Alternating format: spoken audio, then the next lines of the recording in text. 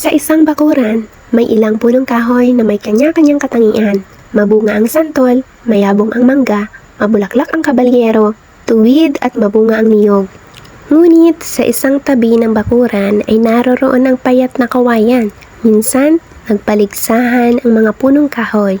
Tingnan ninyo ako, wika ni santol.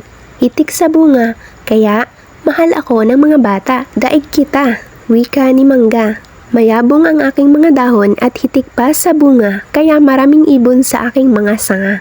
Higit akong maganda, wika ni kabalyero. Bulaklak ko'y marami at pulang-pula.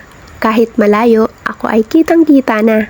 Ako ang tingnan ninyo. Tuwid ang puno, malapad ang mga dahon at mabunga, wika ni Nyog.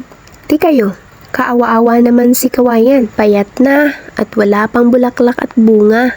Tingnan ninyo, wala siyang kakibo-kibo. Lalo na siyang nagmumukhang kaawa-awa. Nagtawanan ang mga punong kahoy.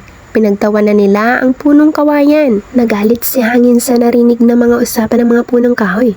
Pinalakas niya ng pinalakas ang pag-ihip at sa isang oras niyang pagkagalit ay nalagas ang mga bulaklak, nahulog ang mga bunga at nangabuwal ang puno ng mayayabang na punong kahoy.